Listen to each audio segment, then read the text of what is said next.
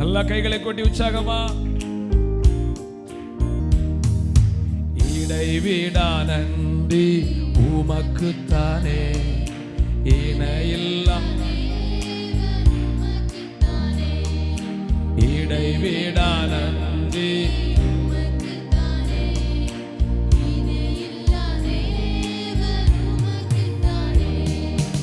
என்ன நடந்தாலும் நன்றியா, யார் கைவிட்டாலும் நன்றியா,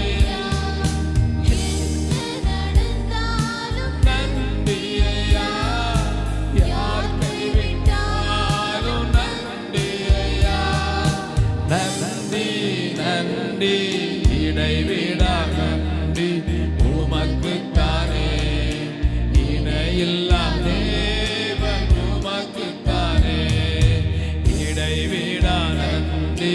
உமக்குத்தானே. தேடி வந்தீரே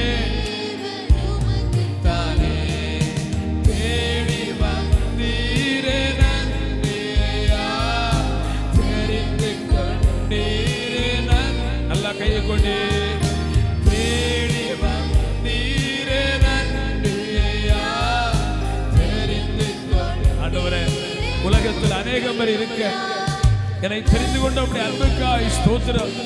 இடைவிடா நன்றி உமக்குத்தானே, இணையில்லா தேவன் உமக்குத்தானே, இடைவிடா நன்றி உமக்குத்தானே. நிம்மதி தந்தீரே, நிம்மதி தந்தீரே நன்றியா, நிரந்தர நிம்மதி தந்தீரே நன்றி. நன்றி சொல்லுங்க பாப்பா. நிரந்தர மானீரே நன்றி ஐயா, நன்றி நன்றி இடைவிடா நன்றி உமக்குத்தானே, இணையில்லா தேவன் உமக்குத்தானே, இடைவிடா உமக்குத்தானே,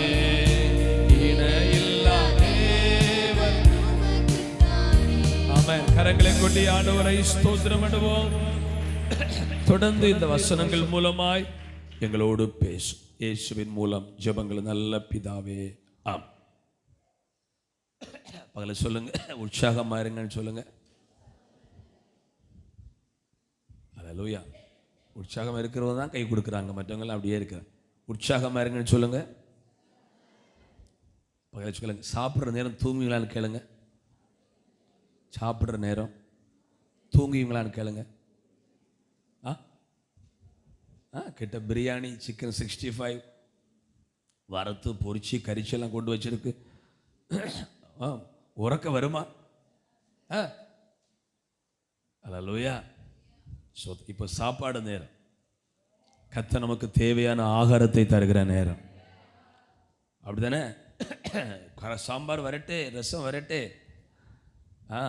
கொஞ்சம் கூட பொரிச்சு அரைச்சி வரட்டே, அப்படி கேட்டெல்லாம் வாங்கி சாப்பிடுவோம். அல்லேலூயா. அதனால் இப்போ நம்ம தேவனுடைய வார்த்தைகள் பரிமாறப்படுகிறது. ஆமாம், ஸ்தோத்திரம் பண்ணி அப்படியே வார்த்தைகளை ஏற்றுக்கொண்டீங்கன்னா உங்களுக்கு அது ஆசீர்வாதமாக இருக்கு. இன்னைக்கு நாம் தியானிக்க போகிற செய்தியின் தலைப்பு, ஆமென், வெள்ளிக்கிழமை இரவு அதை குறித்த சில காரியங்களை தியானித்தோம். தேவன் அனுப்புவது நன்மைக்கு. தேவன் நம்மை எங்க அனுப்பினாலும் அது நன்மைக்கே, அது ஆசீர்வாதத்திற்கே என்கிற ஒரு தலைப்பின் கீழ் தேவனுடைய வார்த்தையை நம்ம தியானிக்க போகிறோம். 105 சங்கீதம் 17 வசனத்தை ஒருவர் வாசிப்போம். 105:17. அவர்களுக்கு முன்னாலே ஒரு புருஷனை அனுப்பினார். யோசேப்பு சிறையாக விற்கப்பட்டான். He sent a man before the Joseph, who was sold as a slave. ஆண்டவர் யோசேப்பை அனுப்பினார். ஆனா யோசேப்புடைய சரித்திரத்தை வாசிக்கும் போது சகோதரர்கள் தான் எகிப்துக்கு அவனை போகும்படி விற்று போட்டார்கள் என்று வாசிக்கிறோம். ஆனால் 105 சங்கீதம் 17 வசனம் கர்த்தருடைய வார்த்தை சொல்லுகிறது, தன்னுடைய சகோதரருக்கு முன்னே யோசேப்பை தேவன்தான் அனுப்பினார். அல்லேலூயா. யார் அனுப்பினது? சத்தமா, தேவன் அனுப்பினார். ஒரு கடிதத்தை நம்ம அனுப்பும்போது பள்ளியாடியில் போட்டு போஸ்ட் பண்ணுறோம். அங்கே போஸ்ட் மாஸ்டரா வேலை செய்கிறவங்க அதை எல்லாம் பிரித்து எடுத்து அடுத்து இது எங்கே அனுப்பணும் அப்படின்னு அடுத்த போஸ்ட் ஆஃபீஸுக்கு அனுப்புவான். பார்சல் பண்ணி வண்டியில் விடுவான். அது கடைசியில் ஒரு போஸ்ட் ஆஃபீஸில் போகும். அங்கேயும் ஒரு சீல் அடித்து சம்பந்தப்பட்டவர்களுக்கு கொடுப்பாங்க. தேவன் எகிப்திற்கு யோசேப்பை அனுப்பினார். அல்லேலூயா. நம்ம மாம்ச ரீதியாக படித்தால் இந்த கள்ள சகோதரமாரெல்லாம் எவ்வளோ துரோகிகளாக இருந்திருக்கிறாங்க. அவன் கொண்டு வந்து சாப்பிட்டு ஆகாரத்தை சாப்பிட்டு அவனுக்கு கொடுக்காம அவனை குழியில தூக்கி போட்டிருக்கிறாங்க. உடன் பிறந்த சகோதரனை பணத்துக்கு விற்றிருக்கிறாங்க. உடன் பிறந்த சகோதரனை ஆமென் அவனை எகிப்திற்கு விற்று போட்டு விட்டு அவன் மரித்து போனான் என்று அவன் வஸ்திரத்தை அப்பாவிட்ட கொண்டு காட்டி அப்பாவை நம்ப பண்ணினாங்க. இவங்க துரோகிகள், படுபாவிகள், இப்படியா இருக்கணும் சகோதரர் என்று சொல்லி நம்ம உள்ளத்தில் வேதனைப்படுவோம். ஆனால் வேதம் சொல்லுகிறது இதெல்லாம் நடந்த தேவனுடைய சித்தத்தின்படிதான். கையை உயர்த்தி ஒரு அல்லேலூயா. ஹல்லேலூயா. அவன் இந்த யோசேப்பை எகிப்திற்கு அனுப்பினார். அவனை அனுப்பும்படி ஃபர்ஸ்ட் சீல் போட்ட இடம்தான் அந்த குழி. அது ஒரு போஸ்ட் ஆஃபீஸ். அங்கே வச்சு ஒரு சீல் அடிச்சாச்சு. அதுக்கப்புறம் தான் வெளியே தூக்கி விட்டாங்க. தூக்கி சோத்திரம் அப்படியே அவனை வெற்றி போடுறாங்க. அவர்கள் வாங்கி 2வது போஸ்ட் ஆஃபீஸ் தான் போத்திபாருக்கு வீடு. அங்கேயும் சோத்திரம் அவன் கள்ள முத்திரை குத்தினாலும் தேவன் அவனை பரிசுத்தவான் முத்திரை குத்துறாரு. இவன் கள்ள எபிரேய வாலிபன், ஆமென் சோத்திரம் மோசமான ஆளு என்று போத்திபார் மனைவி சொல்ல அவள் ஆமென் பொய்யான முத்திரை குத்தினாலும் தேவன் யோசேப்புக்கு மேல ஒரு முத்திரை போட்டாரு, இவன் பரிசுத்தவான். அங்கிருந்து அவன் அந்த லெட்டரை எல்லாம் கலெக்ட் பண்ணி எடுத்து வாகனத்தில் அனுப்புவது போல அங்கிருந்து அவன் சிறைச்சாலைக்கு போகிறான். அங்கே ஒரு சீல். கையை வைத்து வரல சொல்லுங்க பார்ப்போம். இப்படி தான் ஆண்டவர் யோசேப்பை எகிப்திற்கு அனுப்பினார். மாம்ச ரீதியாக பார்க்கும்போது ஐயோ கடினமான பாதை, ரொம்ப கஷ்டமான பாதை, எல்லாரும் வெறுக்கிற பாதை என்று யோசேப்பு நினைத்திருக்கலாம். ஆனால் பரிசுத்த வேதாகம் சொல்லுகிறது கர்த்தரே அனுப்பினார். அவர் அறியாம உங்களுடைய தலையிலிருந்து ஒரு தலைமுடி கூட, அவர் அறிஞ்சா ஒரு தலைமுடி கூட நிற்காது தலையில். கை வைத்தால சொல்லுங்க பார்ப்போம். சோத்திரம் வேறுன்னு சொல்றாங்க. புளிய வேற போல தலையில வேறு போட்டிருக்கு தலைமுடி, அதை ஒட்டி வைப்பது போல இருக்குது. அவருடைய அனுமதி இல்லாமல் ஒரு தலைமுடி கூட கீழே விழாது. இந்த யோசேப்பை ஆண்டவர் எகிப்திற்கு அனுப்பினார். ஆமென் சோத்திரம். பொதுவா நம்முடைய பிரயாணத்தை நாம் எல்லாரும் சொகுசாக தான் விரும்புவோம். அப்படித்தானே? எப்படி விரும்புவோம்? அரசு பேருந்தில் பிரயாணம் பண்ணினவர்கள் அதில் போக விரும்ப மாட்டோம். தூர போனால் 200 ரூபாய் கூட ஆனாலும் சொகுசை தான் விரும்புவோம். ஆமே ட்ரெயினில் சொகுசை தான் விரும்புவோம். ஆனால் ஆண்டவர் இந்த யோசேப்பை அனுப்பின பாதை என்பது அவனுக்கு சொகுசாகவே இல்லை. எங்கும் பிரச்சனை. ஸோ இந்த வேளையில் நம்ம ஒரு காரியத்தை தியானிக்க விரும்புகிறோம். கர்த்தர் அனுப்புவது நமக்கு ஆசீர்வாதமாக இருக்கும். அவர் எங்கே அனுப்பினாலும் பாதைகளை பார்த்து நம்ம வாழ்க்கை இப்படி தான் இருக்கும் என்று கணிக்கக்கூடாது. அந்த முடிவை நம்ம பார்க்க வேண்டும். கையை உயர்த்தி வரல சொல்லுங்க பார்ப்போம். இவ்வளவு தேவன் அனுப்புகிற பாதை கடினமாக இருந்த யோசேப்புக்கு, அல்லேலூயா, அவனால ஜீரணிக்கவே முடியல. ஆனால் யோசேப்பு அதை தாங்கி கொண்டதுனால முடிவிலே ஒரு மகிமை அவன் காண முடிந்தது.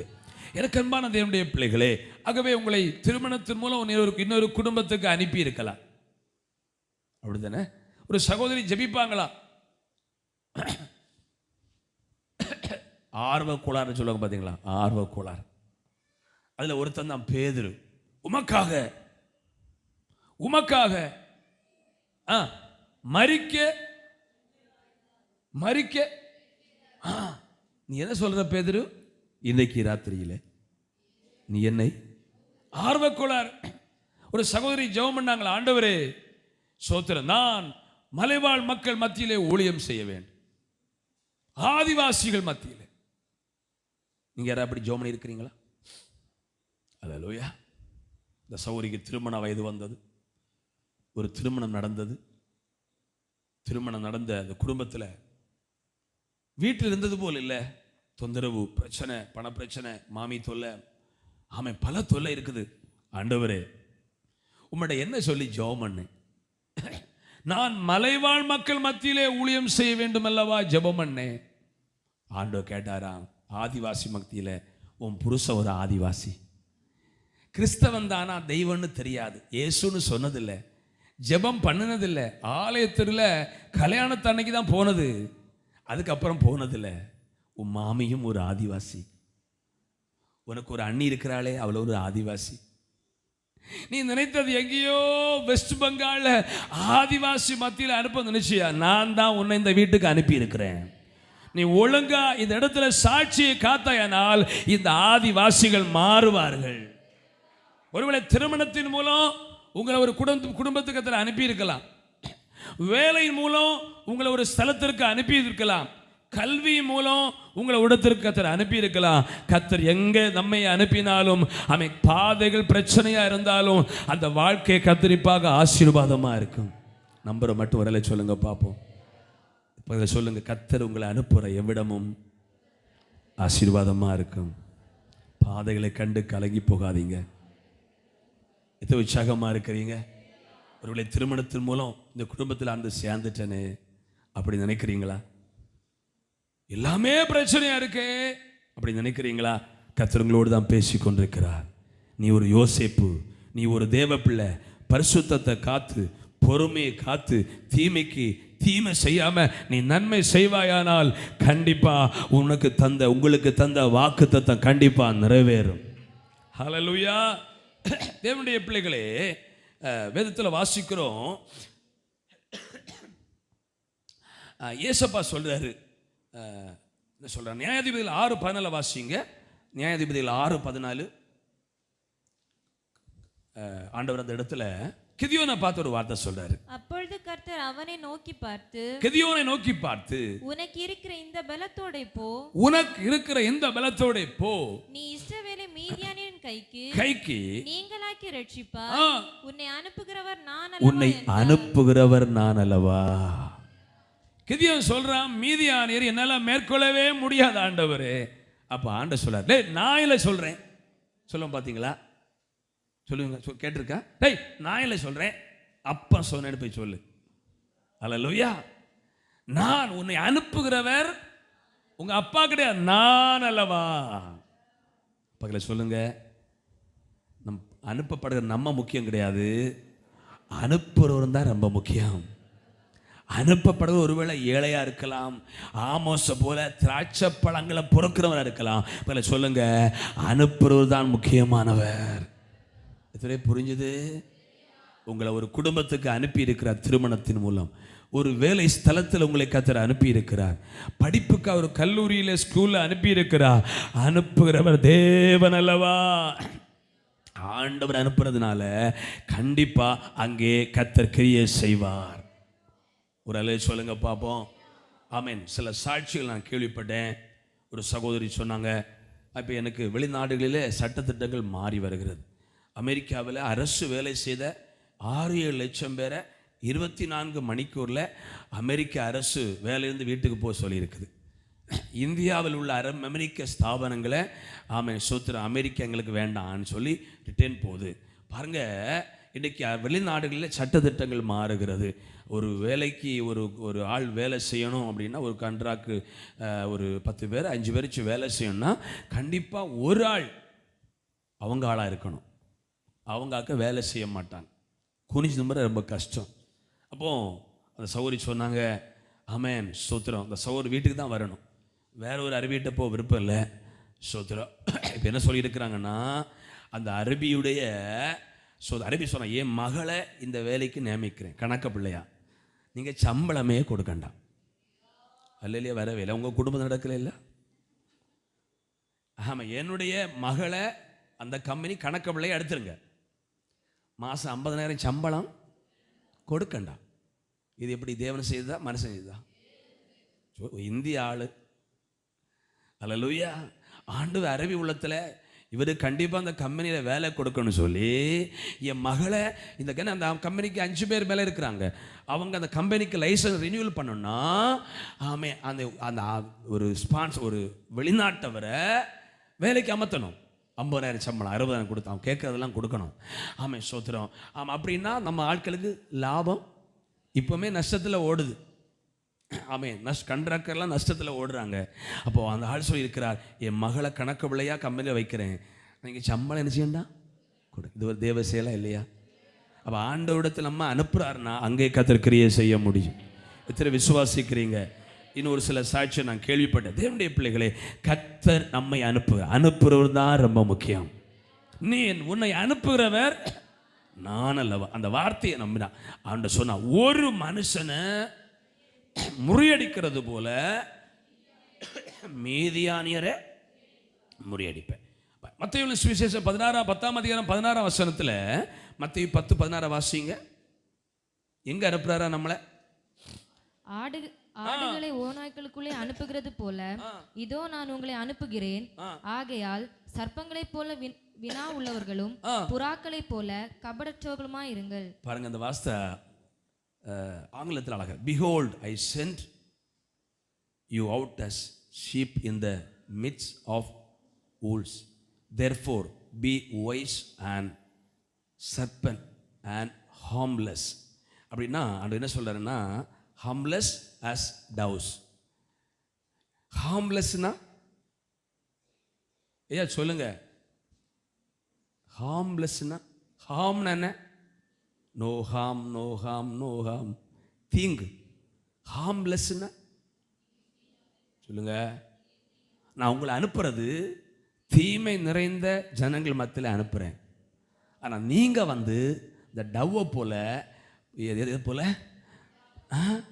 ஹார்ம்லெஸ்ஸாக இருக்கணும். என்ன லெஸ்? போன்லெஸ் சிக்கன், சீட்லெஸ்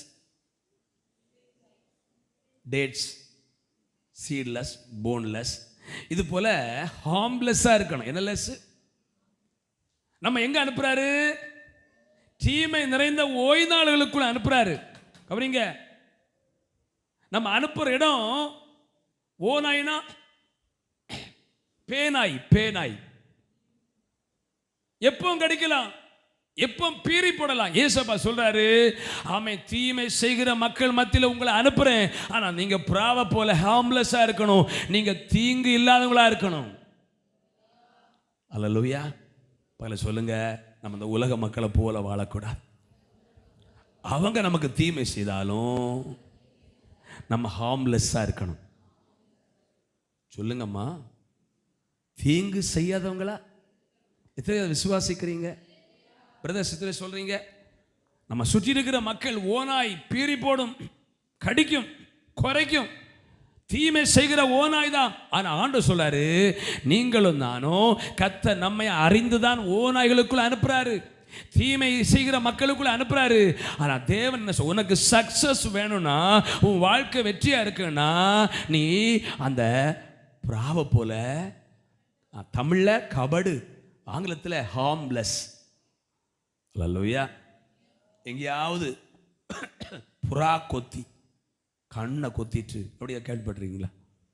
புறா யாரு கண்ணையை கொத்தி போயிட்டு, காக்கா கொத்தி இருக்கு, கோழி கொத்தி இருக்கா?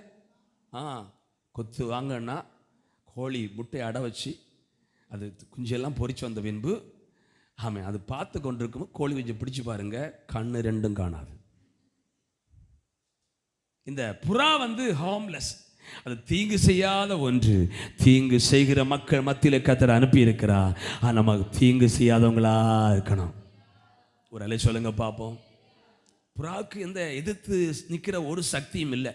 ஆனா சொல்றார், நாத்தான்வேலை பார்த்து கபடற்ற உத்தம இப்படி நம்ம டிரான்ஸ்லேஷன் பண்ணினா ஹார்ம்லெஸ், அவன் தீங்கில்லாத உத்தம இஸ்ரவேலனே. கையை உயர்த்தி ஒரு அல்லேலூயா. நம்ம எல்லாரும் அப்படி இருந்தா, ஒரு கணத்தில் யாராவது அடிக்க வந்தா அடிச்சு பாரல அப்படி சொல்லாம, இந்த கணத்தில் அடிக்கிறீங்களா, கம்பு ஒடிஞ்சிட்டா ஒடியும் வரைக்கும் அடிங்க அப்படி சொல்ல மாட்டோம். ஆனால் சண்டை போடும்போது எதிர்த்து பேசாமல், சண்டைக்கு போகாமல், ஒன்றை பார்த்துக்கலான்னு சொல்லாமல், கெட்ட வார்த்தை பேசாமல் அமைதியாக வந்து பாருங்க. உத்தம இஸ்ரவேலன் வந்து பாருங்க, கர்த்தர் நமக்காக நிற்பார். கையை உயர்த்தி ஒரு அல்லேலூயா. இந்த புறாவுக்கு எதிர்த்து யுத்தம் பண்ண ஒரு சக்தியும் கிடையாது. ஆனால் அது கபடற்ற ஒன்று. பைபிள் சொல்ல கபடற்றவளை கர்த்தர் தாங்குவார். ஒரு அல்ல சொல்லுங்க பார்ப்போம். பைபிள் சொல்லுகிறது பாருங்க, அன்பை குறித்து சொல்லும்போது, அன்பு தீங்கு நினையாது. சகரியா 18:8-17 வாசிங்க. சகரியா 8:17.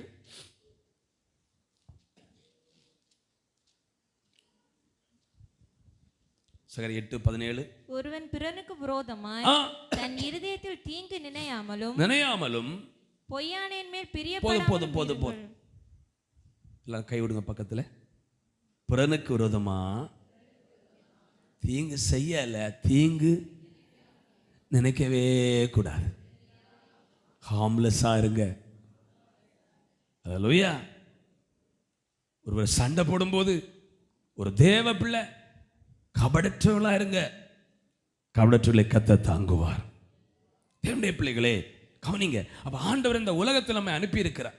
நான் போகிற இடமெல்லாம் நல்லா இருக்காது, போகிற கம்பெனி வேலை செய்கிற இடம் நல்லா இருக்காது, தங்குற இடம் நமக்கு எதிராக இருக்கும், வேலை ஸ்தலம் எதிராக இருக்கும். ஆனா புறாவை போல கபடற்றவங்களா இருந்தா கர்த்தருடைய உதவி நமக்கு உண்டு. அல்லேலூயா. சரி, தொடர்ந்து யோசேப்பு குறித்த சில காரியங்களை நம்ம தியானித்து சில காரியங்களை தியானிக்க போவோம். யோசேப்பை ஆண்டவர் எகிப்திற்கு அனுப்பினார். அல்லேலூயா. கவனிங்க, 3 காரியத்தில் சொல்ல போறேன். இதிலே ஒன்று, தேவன் அனுப்புவது சொத்ராம். இந்த யோசேப்பை அனுப்பினது அவனுக்காக மட்டுமல்ல, வேற 2 காரியத்திற்காக. ஒன்று அவருக்காகவும் அவர்களுக்காகவும். அவருக்காக என்றால் தெய்வத்திற்காக, அவர்களுக்காக என்றால் சகோதரர்களுக்காக. கையை உயர்த்தி ஒரு அலையில சொல்லுங்க பார்ப்போம். யோசேப்பு அவர்களை சொல்லும்போது கவனிங்க. ஆமென். ஆதியாகமம் 41:12 வாசிங்க. 41:12. அப்பொழுது தலையாளிகளின் அதிபதிக்கு வேலைக்காரனாகிய எபிராய பிள்ளை ஆண்டான் ஒருவன் அங்கு எங்களோட இருந்தான். போதும் பாருங்க, கவனிங்க. தேவன் யோசேப்பு சவுலை பார்த்து சொல்றாரு, இவ்விடத்திற்கு வரும்படி என்னை விற்று போட்டதை குறித்து நீங்கள் கவலைப்பட வேண்டாம். அநேகருக்கு ஜீவ ரட்சணை செய்யும்படி உங்களுக்கு முன்னால தேவன் என்னை அனுப்பினார். ஒரு சொல்லுங்க பார்ப்போம். கையாசித்து சொல்லுங்க பார்ப்போம். நீங்க எங்கேயாவது அப்பா எப்படிங்களும் 17 வயசுல கண்ட சொப்பனத்தை எகிப்தில் கொண்டு நிறைவேற்றி விட்டார் என்று எங்கேயும் யோசேப்பு சந்தோஷப்பட்டதே கிடையாது. இந்த வசனத்தை எடுத்துக்கொண்டீங்க. அல்லேலூயா. தேவனுடைய பிள்ளைகளே, ஆண்டவர் உங்களை என்னை எங்க அனுப்பினாலும் தேவன் 2 காரியத்தை பார்க்கிறாரு. ஒன்று அவருக்கு மகிமையா இருக்க வேண்டும், இன்னொன்று இந்த உலகத்தில் நம்மை போல வாழுகிற மற்ற மக்களுக்கு பிரயோஜனமா இருக்க வேண்டும். சொல்ல புரிஞ்சுது? அவங்க மட்டும் ஒரு அலை சொல்லுங்க பார்ப்போம். தேவனுடைய பிள்ளைகளை கவனிங்க. நம்ம நமக்காக மட்டும் பிரயோஜனப்படக்கூடாது. யோசேப்பு சொல்றாரு, ஓ எகிப்தில் கொண்டு வந்து நீங்க பாத்தீங்களா எனக்கு சொப்பனம் எப்படி நிறைவேறன்னு கேட்டீங்களா? என்ன சொன்னாங்க? யோசேப்பை குழியில தூக்கி போடும். சொப்பனக்காரன் வரதா, அவனை பிடிச்சி குழியில போடுவோம். அவனுக்கு சொப்பனம், அந்த வாக்குத்தத்தம் எப்படி நிறைவேறன்னு பார்ப்போம். என்ன சொல்லிக்கணும்? டேய் கும்பிடுறா. என்ன சொன்ன? சொப்பனம் எப்படி நிறைவேறுமா? பாடா நிறைவேறுகிற பாடா அப்படின்னு யோசிப்பு எங்கேயாவது சொன்னாரா? சொல்லுங்கம்மா. நம்முடைய சொப்பனம் நிறைவேறதோ இல்லையோ, வாக்குத்தத்தம் நிறைவேறதோ இல்லையோ, என் மூலம் தெய்வத்திற்கு மகிமை வர வேண்டும், என் மூலம் பிறருக்கு ஆசீர்வாதம் வர வேண்டும். கையை உயர்த்தி ஒரு அல்லேலூயா. ஏசப்பா சொல்றாரு, உங்கள் நற்கிரியைகளை கண்டு பரலோகத்திற்கிற தெய்வத்தை அநேகர் மகிமைப்படுத்தணும். அல்லேலூயா. சோதரம். இப்போ நான் ஆண்டவரை பார்த்து நல்லவரே உம்மை ஆராதிப்பே அப்படி பாடலாம். ஆனா என்னை பார்க்கிற பிறர் தேவதேவின் தெய்வமே உம்மை ஆராதிப்பே அப்படி சொல்லணும். அப்படி சொல்ல முடியுமா? நான் பாடுவதை கொஞ்சம் ரசிப்பார், புறஜாதியார் அவன் என்னுக்க தெய்வத்தை பாடுவதை நல்லா ரசிப்பார். கையை உயர்த்தி ஒரு அல்லேலூயா. ஆனா நம்ம தான் இப்ப பாடிட்டு இருக்கிறோம். புறஜாதிகள் கிறிஸ்தவனத்தை பார்த்து இழந்துட்டு இருக்கிறாங்க. புறஜாதிகள் தேவனை மகிமைப்படுத்த முடியல. நல்லா கையை உயர்த்தி ஒரு அல்லேலூயா சொல்லுங்க பாப்போம். எகிப்திற்கு யோசேப்பை அனுப்பினது ஒரு பக்கத்தில் சொப்பனம் நிறைவேறுக்க இருந்தாலும் யோசேப்பு நினைத்தது என் சகோதரரை பாதுகாக்க. நம்ம எல்லாம் அந்த உலகத்திற்கு எல்லாரும் நம்முடைய சகோதரர்கள் உங்களுக்கு ஜீவ ரட்சணை செய்யும்படிக்கு என்னை கர்த்தர் அனுப்பினார். அல்லேலூயா. சௌரமார் வெளிநாட்டில் வேலை ஸ்தலங்கள்லாம் இருக்கிறாங்க. கவனிங்க பிள்ளைகள், கவனிங்க. நீங்கள் போகிற எவ்விடத்திலும் கர்த்தர் மகிமைப்படணும். எத்தனை விரும்புகிறீங்க? எத்தனை விரும்புகிறீங்க? பரவாயில்ல, இந்த பிரதர் கொள்ளலாம்.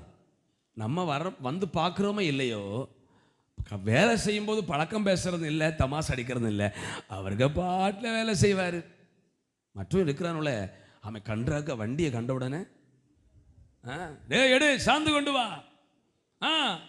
அப்படி சொல்லுவாங்க. அப்படி நம்மை குறித்து சாட்சி கொடுக்கணும். உண்மை உள்ளவன். இதில் தான் கிருபை அதிகமாக இருக்கு. நான் சொல்லுவேன், புறஜாதிகள் கர்த்தரை நம் நிமித்தம் மகிமைப்படுத்தும் போது பவர் அதிகம். தேவனுக்கு நல்ல என்ன சொல்வார், காலரை நல்லா தூக்கி விடுவார். அல்லேலூயா. தாவீதை தண்டிக்கும் போது என்ன சொன்னார் தெரியுமா? என்னுடைய சத்துருக்கள் என்னை தூசிக்க ஆண்டவருக்கு அந்த வேகம் கூட காரணமே தேவனுடைய சத்துருக்கள் தாவீது நிமித்தம் தெய்வத்தை தூசிக்கிறாங்க. பிரஷர் ஏறுது. அப்படிதானே? சில வீட்டில் பிள்ளைகளை தண்டிக்கும் போது அப்பா ரொம்ப ஸ்பீடாக நிற்பார், அம்மா கொடுங்க 2 கொடுங்க அப்படி சொல்லுவாங்க. சில அம்மா இஞ்சேருங்க அடிக்காதீங்க, இஞ்சேருங்க அடிக்காதீங்க. சில அம்மா 2 குடம் உனக்கு வேணும்டி வேணும் அப்படி தூண்டி விடுவாங்க. இதை போல ஆமென், புறஜாதிகள் தெய்வத்தை தூஷித்தது ஆண்டவரை பிரஷர் ஏத்தது. இவர் மன்னிக்க மனம் இல்லை. ஆமாம், ஆண்டவர் சொல்றாரு, என்னுடைய சத்துருக்கள் என்னை தூஷிக்க காரணமா இருந்தபடியினால் நீ பெற்ற பிள்ளை சாகும். 77 நாள் உபவாசம் போட்டாலும் நீ மீட்கவே முடியாது. ஆமென். கவனிங்க, நான் இதிலிருந்து படித்த ஒரு காரியம், என் நிமித்தம் புறஜாதிகள் கைத்தர தூசிச்சா யாருக்கு ஆப்பு தெரியுமா? இன்னைக்கு அநேக கிறிஸ்தவர்கள் ஆப்பு பெறுறது அதனால தான், பிரச்சனை அதனால தான். ஆமென். ஆவிக்குரிய சபைகள் போறாங்க, ஞானஸ்தானம் எடுத்திருக்கிறாங்க, ஆனால் ஆண்டவருக்கு சாட்சியான வாழ்க்கை குறைவாக இருக்கிறது. வேலை ஸ்தலத்திலும் முறையில சொல்லுங்க பார்ப்போம். பிரதர் சகோதரிகளே, ஆமென், உங்கள் வாழ்க்கையில் குடும்பங்களிலும் வேலை ஸ்தலத்திலும் கர்த்தரை மகிமைப்படுத்துகிற அளவு வாழ்ந்து பாருங்க. ஆமென். கர்த்தர் நமக்காக எதையும் செய்து முடிப்பார். கையை உயர்த்தி சொல்லுங்க.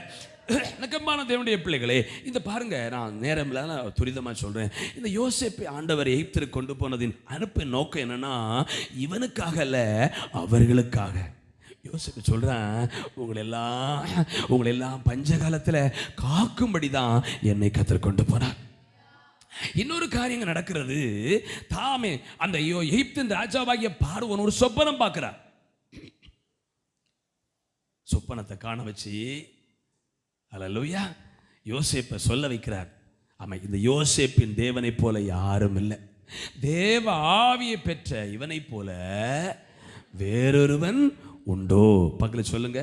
நம்ம ஆண்டவர் அனுப்புவது, ஒரு வீட்டுக்கு உங்களை திருமணம் பண்ணி அனுப்பியிருப்பது, ஒரு கம்பெனிக்கு அனுப்பியிருப்பது, ஒரு ஸ்கூலுக்கு அனுப்பியிருப்பது, கையை கொடு, ஒரு கல்லூரிக்கு அனுப்பியிருப்பது உனக்காக அல்ல, நீ படித்து பெரிய பட்டதாரி ஆகும்படி அல்ல. உன்னிமித்த அங்கே கர்த்தர் மகிமைப்படணும். பலருக்கு நீர் ஆசீர்வாதமாக இருக்கணும். கையை உயர்த்தி வரலேலுயா அப்படின்னா கோர்ஸு கம்ப்ளீட் ஆகும். தம்பிமா கவனிங்க, தூரெல்லாம் படிக்க போகிறீங்க. இன்னைக்கு யாரையுமே அடக்க முடியல. தூர படிக்க போகிறீங்க. ஸோ தங்கச்சிமார் தம்பிமார் போகிறதுல கொஞ்சம் ஞானமாக இருக்கணும். தங்குமிடத்தில் படித்து ஹாஸ்டலில் வெளியே அனுப்புவாங்க, அப்படி தானே? நானும் 17 வயசில் பைபிள் காலேஜ் போய் ஆமேன் 3 ஆண்டு நான் கோயம்புத்தூரில் படித்தேன். ஆமேன் வெளியே அனுப்புவோம். வாரத்து ஒரு நாள் நமக்கு விடுமுறை கிடைக்கும். அப்போ எல்லாம் ஊர் சுற்றுற குட்டியை உண்டு, பையன்மார் உண்டு, ஊர் சுற்றுவாங்க. கை வைத்தாலே சொல்லுங்க பார்ப்போம். நம்ம எல்லாம் ஒழுக்கமாக இருக்கணும். ஹல்லேலூயா. எங்கேயும் நம்ம பார்க்கக்கூடாது, அலைஞ்சி செறியிறான்னு பார்க்கக்கூடாது. சோத்திரம். நிறைய பிள்ளைகள் இருக்கிறாங்க, பெற்றோருக்கு தெரியாமல் லீவ் போட்டு ஊர் சுற்றுறாங்க பையன்மாரோடு கூட. கைத்தலை சொல்லுங்க பார்ப்போம். கடந்த நாட்டில் சில இடத்துக்கு நாங்கள் போனோம். அங்கே போகும்போது ஒரு நபரை சந்தித்தோம். அவர் ரிசார்ட் வச்சுருக்கிறாரு, ஒரு கிறிஸ்தவர். அவர் எங்களை பார்த்தோன்னு அவருக்கு புரிஞ்சுது, பேசணும் போல். அவர் சொன்னார், சோத்திரம், அவர் என்ன புதுசாக ஒரு பில்டிங் போட்டிருக்கிறார், இன்னும் வேறு பிஸ்னஸ் அவருக்கு இருக்குது.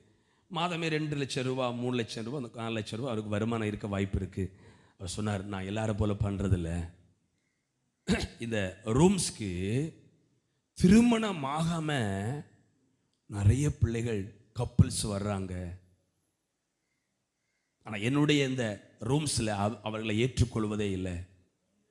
இவர் சொன்னாரா, இப்படின்னா ரூம் சும்மா தான் கிடக்கும். அவர் சொன்னாரா, நான் டியூ கட்டுவேன், நான் லோன் கட்டுவேன். அப்படி எங்களுடைய சில புதுசு பழசெல்லாம் அவருக்கு இருக்கு. அவர் சொன்னாரா, சோத்திரம், ஆமே பேச்சுலர்ஸை அனுமதிக்கக்கூடாது, ஃபேமிலியாக திருமணமாகாமல் வர்ற பிள்ளைகளை அனுமதிக்கக்கூடாது. ஒரு சொல்லுங்க பார்ப்போம். லோன் கட்ட முடியாது, நான் கட்டுவேன். பாருங்க, எங்களை ஜெபம் பண்ணுங்கன்னு சொன்னார். 3 பெண் பிள்ளைகள். அவர் சொன்னார், நான் இங்கே சர்ச்சுக்கு தான் போகிறேன். ஆச்சரியமாக இருந்தது. பாருங்க, ஆயிரக்கணக்கான மக்கள் அவருக்கு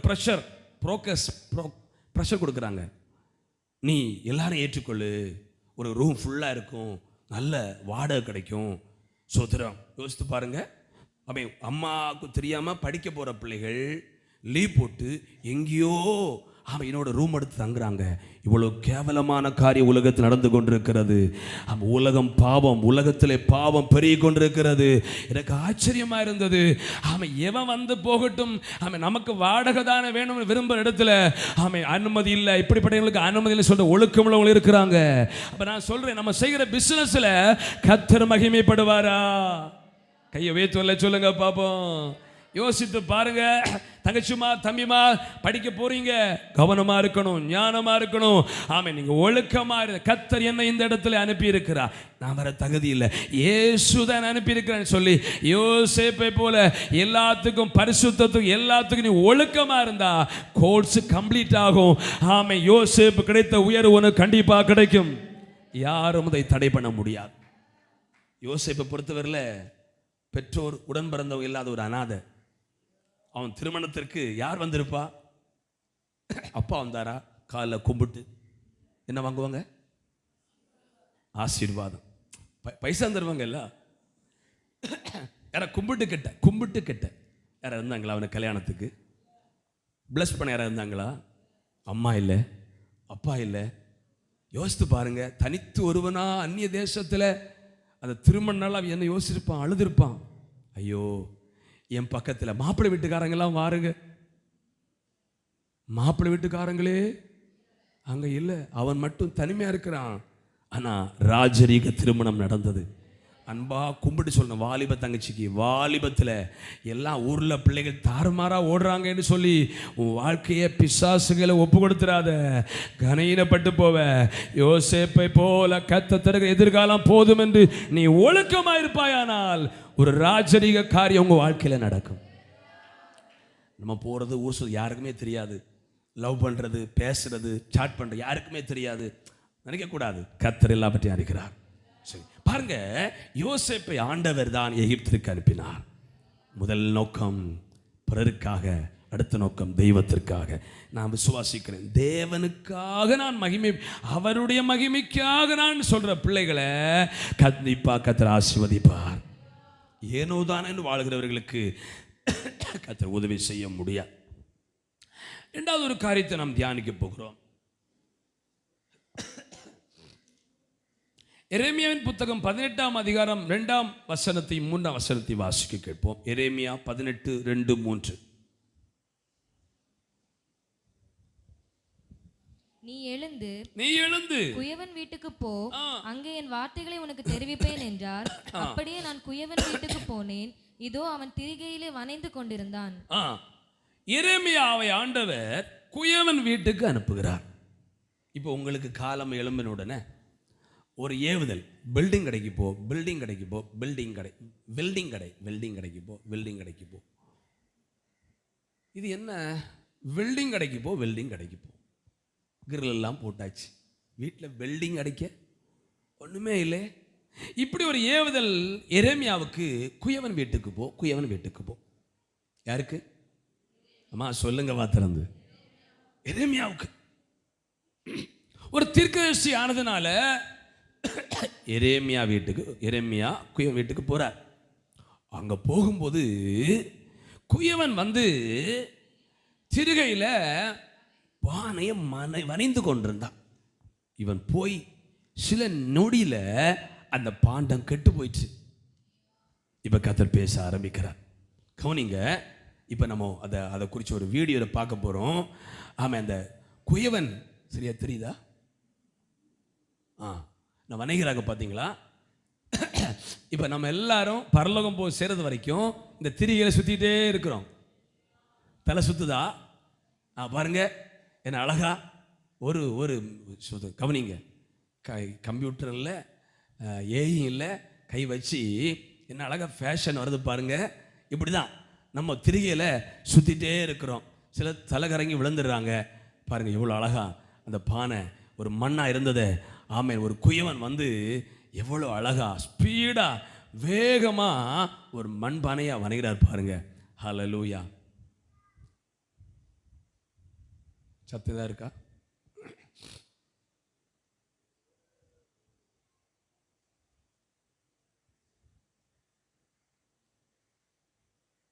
முன்னெல்லாம் கை வச்சு சுற்றுவாங்க, இப்போ மிஷினை சுற்றிட்டே இருக்கு பாருங்க. இவ்வளோ அழகான மண்பானை. ஆமென். எரேமியா போகும்போது இதுதான் நடந்துட்டு இருக்கு. உடலை சொல்லுங்க பார்ப்போம். என்ன மண்பானை வாங்க அனுப்பி இருக்கிறார் ஆண்டவர்? நான் சொன்ன ஏற்கனவே, உங்களை என்னையும் கர்த்தர் எங்கே அனுப்பினாலும் ஏதோ ஒரு நன்மை அங்கே இருக்கிறது. கையை உயர்ச்சி உடலை சொல்லுங்க பார்ப்போம். இப்போ உங்களை எல்லாரையும் ஆண்டவர், இது ஒரு குயவன் வீடு, நம்ம எல்லாம் களிமண்ணா திரிகள் இருக்கிறோம். இத்தனை ஏற்றுக்கொள்றீங்க? சுத்தர பார்த்தீங்களா? நம்ம ஒழுங்கா இருந்து ஆண்டவருக்கு ஒப்பு கொடுத்தா குயவன் கை நம்ம மேல படும். அந்த மண் வந்து அழகான, கொஞ்சம் நேரம் கூட தாண்டி பார்த்தா டிஷன் எல்லாம் போட்டு அதை அழகா படுத்தி சந்தைக்கு விற்பனைக்கு வரும். கையை உயர்ச்சி ஹல்லேலூயா. ஆண்டு கேட்கிற எரேமியா பார்த்து, எரேமியாவே, இந்த குயவன் கையில் இருக்கிற மண்பானைக்கு ஒப்பனாக என் கையிலே நீங்க இருக்கிறீர்கள். எத்தனை ஏற்றுக்கொள்கிறீங்க? சரி. ஆண்டவர் இந்த குயவனை, எரேமியாவை அனுப்ப காரணம், முதல் வார்த்தை, ஆமே, 18ஆம் அதிகாரம் 4ஆம் வசனத்தை வாசிங்க. எதற்கு அனுப்பினார்? குயவன் வனைந்து கொண்டிருந்த மண் பாண்டம் அவன் கையிலே கெட்டு போயிற்று, அப்பொழுது அதை திருத்தம் செய்யும்படி. போதும் உடலை சொல்லுங்க பாப்போம். குயவனுக்கு எரேமியாவுக்கு கர்த்தர் படிச்சு கொடுத்த முதல் பாடம், கெட்டு போனதையும் திருத்தி வனைய கர்த்தரால முடியும்.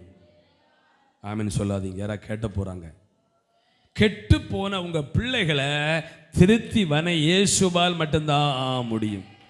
கெட்டு போனவங்க சரீரத்தை, சரீரத்தின் அவயங்களை திருத்தமா வனை இயேசுவால முடியும். மருத்துவர்களை 100க்கு 100 நம்பாதீங்க. ஹல்லேலூயா. அவங்க மனிதர்கள், தெய்வத்தை நம்புங்க. ஆமென். அந்த எரேமியா பார்க்கும்போது ஆண்டவர் எரேமியாவோடு பேசுறார். அப்போதான் எரேமியாவுக்கு புரிந்தது, நம்ம சுயமா எங்க குயவன் வீட்டுக்கு வரல, கர்த்தர் நம்ம ஏவி கொண்டு வந்திருக்கிறார். எத்தனை பேர் ஏற்றுக்கொள்ளுகிறீங்க? கையை உயர்த்தி ஹல்லேலூயா. எதற்கு ஆண்டவர் எரேமியாவை கொண்டு வந்தார்னா 3 காரியத்தை எரேமியாவுக்கு சொல்லணும். எதற்கு உங்களை இந்த சபையில கொண்டு வந்திருக்கிறார் தெரியுமா? ஒவ்வொரு நாளும் திரிகளை வச்சு நம்ம வரைஞ்சிட்டே இருக்கிறார். சில நிமிடத்துக்கு போது ஒரு பொடி மண்ணா இருந்தது. ஏதாவது அங்கே மிஷின் வச்சிருக்க அச்சு வச்சிருக்கிறாங்களா? இந்த 2 கை தான் பார்த்தீங்களா? ஏதாவது அச்சுக்குள்ளே போட்டாங்களா? பிரதர்ஸ் கவனிச்சிங்களா? மண்ணை வச்சு கையை வச்சு அதை ஷேப் ஆக்குறாங்க. ஒரு சாதாரணமான மனிதன் கை படும்போதே ஒரு களிமண் இவ்வளவு ரூபமா வரும்னா, நம்மை படைத்த தேவனுடைய கரத்தில் நாம் விழுவோமானால் நம்மை கர்த்தர் அழகுபடுத்த முடியும். நம்புற மட்டும் கையை கொட்டி ஒரு அல்லேலூயா சொல்லுங்க பாப்பா. நீங்க விசுவாசத்தை ஏற்றுக்கொண்டு ஆமென் சொல்லணும். கெட்டு போன உங்களுடைய சரீரத்தை கர்த்தர் சரிப்படுத்துவார். கெட்டு போன சரீரத்தில் அவைகளை கர்த்தர் ஆமென் சோத்திரம் மறுபடியும் வளைந்து சரி பண்ணுவார். இயேசுவால தான் முடியும். இன்னைக்கு மருத்துவர்லாம் நடுங்கிட்டு இருக்கிறாங்க. புது வியாதியா இருக்கு, புது பலகீனமா இருக்கு. மருந்தை மாற்றி தந்து இப்போ அந்த கொரோனாவுக்கு நம்ம தடுப்பூசி போட போய் 40 அட்டாக். கடந்த நாட்களில் ஒரு சிஎஸ் பாஸ்டர் ஒரு பிரதர், அதை பார்க்கும்போது எனக்கு பரிதாபம். 41 வயது, கார் ஓட்டிகிட்டே இருக்கிறார். நம்ம பள்ளியாடி அந்த சேர்ந்தவர் கார் ஓட்டிகிட்டே இருக்கிறாரு, சாய்கிறாரு, இறக்குறாரு.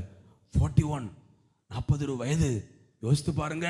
இப்படி மருத்துவமனைகளில் 40-45 வேலை நிறைய மக்கள் கொரோனா இன்ஜெக்ஷன் போட்ட பின்பு ஸ்ட்ரோக்காகி கிடக்கிறாங்களா? கையை வைத்தல்ல சொல்லுங்க பார்ப்போம். அப்போ எதை நம்புவது? மருத்துவமனை நம்புவதா? மருத்துவரை நம்புவதா?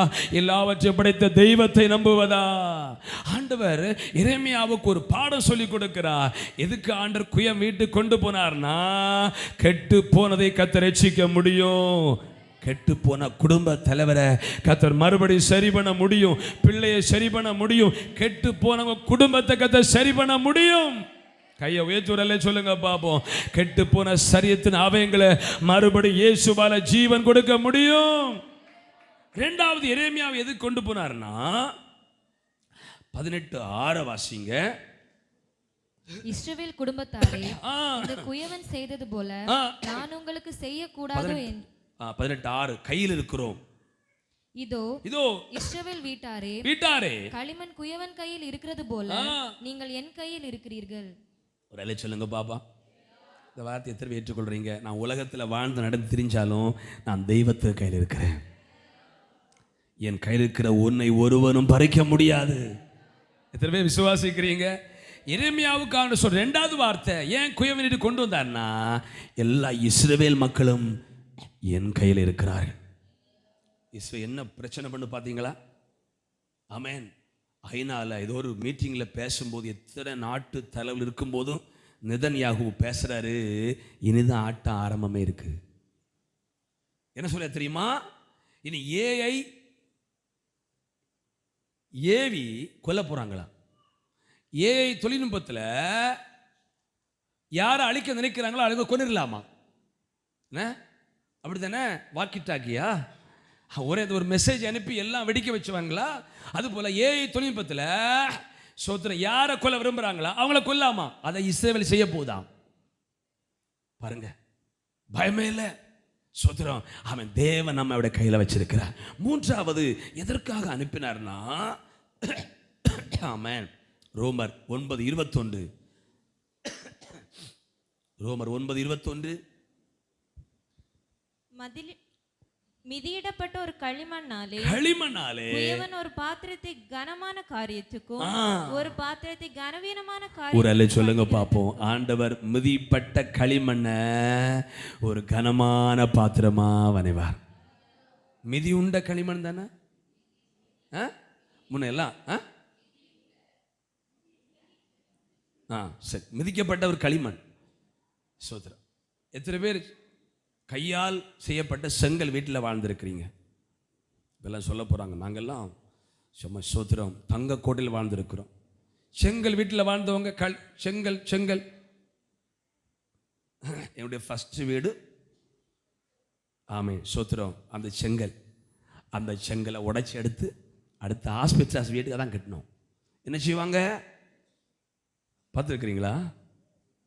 அல்லேலூயா. மிதிப்பாங்க பார்த்தீங்களா? எதுக்கு? மிதிச்சு மிக்கும் போது கல் தட்டுப்படும், எடுத்துல போடுவாங்க. தூசி தட்டு போடும். இதுதான் அழகான பாண்டமாக வணங்குது வரைக்கும் நம்ம ஆண்டவர் யாரையோ வச்சு எதையோ வச்சு மிதிச்சுட்டே இருப்பார். களிமண்ணை மிதிச்சுட்டே இருப்பார். களிமண்ணை மிதிக்க மிதிக்க என்ன ஆகும்? அது பசை அதிகரித்து அது மெலிசாகும். அப்படி பல மணிக்கூர் மிதிச்சிட்டா இப்போ உள்ள சுட்டகல்லாம் கிட்ட வராது. நான் சொன்ன பார்த்தீங்களா, 45 வருஷமா இருந்த செங்கல் பச்சை கல்ல திரும்ப எடுத்து திரும்ப 25 வருஷம் அந்த வீட்டு கட்டி இருக்கிறோம். ஒரு சொல்லுங்க பார்ப்போம், ஒரு சொல்லுங்க பார்ப்போம். எனக்கு அம்மா தேவனுடைய பிள்ளைகளே, இந்த காரியத்தான் கர்த்தர் எரேமியாவை கர்த்தர் அனுப்பினார். முதலாவது எதுக்கு யோசேப்பை அனுப்பினார்? அவருக்காகவும்.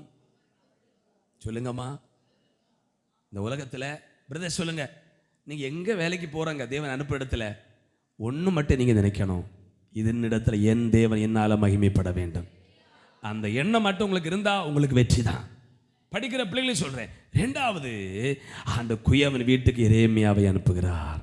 ஹல்லேலூயா, ஸ்தோத்திரம். மூணாவது ஒன்று தான், இதோடைய அவுட்லைன் மட்டும் சொல்லி நான் முடிக்கிறேன். அவன் கர்த்தர் நம்மை ஆசீர்வதிப்பாராக. வேதத்தில் 2 ராஜாக்கள் 5:2 நாகமான் வீட்டுக்கு அனுப்பப்பட்ட சிறு பெண். நல்லா கரங்களை கொண்டு ஸ்தோத்திரம் பண்ணுங்க.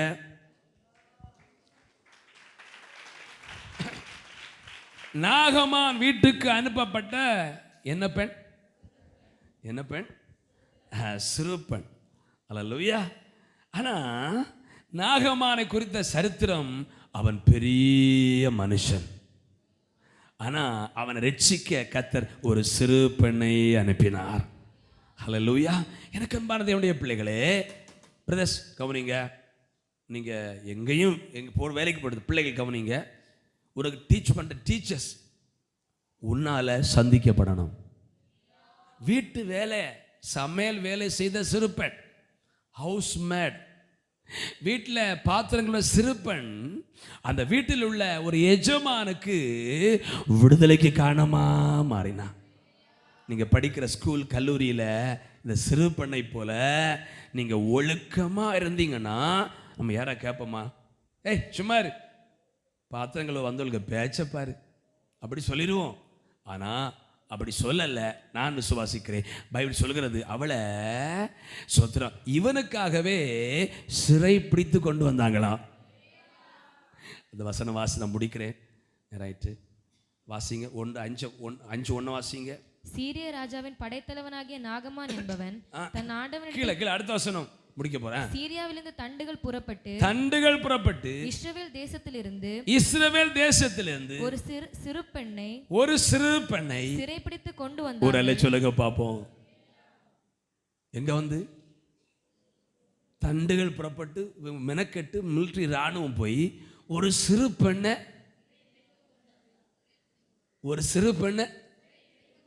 இவன் என்ன நினைச்சிருப்பா? ஆண்டவரே, ஜோமணி எத்தனை பேரை பிடிக்கலை, என்னையா பிடிச்சு கொண்டு போறீங்க? சோத்திரம் யெகோவாவே. அங்கே போனப்போதான் தெரியுது, என்னை சிறைப்படுத்தி கொண்டு வந்தது அல்ல, கர்த்தரே என்னை அனுப்பி இருக்கிறார். ஒரு அல்ல சொல்லுங்க பார்ப்போம். நான் யோசித்தேன், நாகமானுடைய ரேங்கில் இருக்கிற ஒரு ஆள்னா பேசலாமே, வீட்டில் சமையல் வேலை பண்ணுகிற சிறு பெண்ணுக்கு எப்படி பேச வாய் வந்தது? இவ பேசினத எப்படி நாகமான் கேட்டார்? நான் விசுவாசிக்கிறேன், அவள் யெகோவா தெய்வத்தை ஆராதிக்கிறவள் மட்டுமல்ல, வாழ்க்கையில வெளிப்படுத்துகிறவள். பிள்ளைகள் சோத்ரா படிக்கிற ஸ்கூலில் நீங்கள் ஒழுக்கமாக இருந்து பாருங்க, அந்த கிளாஸ் ரூமே உங்கள் கண்ட்ரோலில் வரும். சௌரமார் நீங்கள் ஒழுக்கமாக இருந்து பாருங்க, ஆமாம், கர்த்தர் உங்களை அதில் ஒரு பெரிய உயர்வான நிலைமையிலே கொண்டு போவார். கையை உயர்ச்சி வரல இல்லையா? ஆகவே யோசேப்பு அனுப்பப்பட்டது ஆண்டவருக்காக, சிறுப்பன் அனுப்பப்பட்டது நாகமானுக்காக. இன்னும் ஒன்று சொல்லி முடிக்கிறேன். எங்கெல்லாம் கர்த்தர் நம்ம அனுப்பி இருக்கிறாரோ, ஐயோ சம்பளம் குறைவாக இருக்குதேன்னு நினைக்காதீங்க. ஒன்று மட்டும் நினைங்க, சிறுப்பண்ணை போல என்ன கொண்டு இந்த குடும்பத்திற்கு, இந்த வீட்டுக்கு தேவனை வெளிப்படுத்த விரும்புகிறாரு. அந்த எண்ணத்தோடு வேலை செய்வோம், நமக்கு காரியம் நடக்கும், நம்ம வாழ்க்கையும் உயரும், கர்த்தர் மகிமைப்படுவார். நம்ம எல்லாரும் எழும்பி கர்த்தரை மகிமைப்படுத்துவோம். உமக்காக தானே ஐயா என்கிற பாடலை நம்ம எல்லாரும் சேர்ந்து பாடி அப்படியே நம்ம ஜெபிக்க போகிறோம்.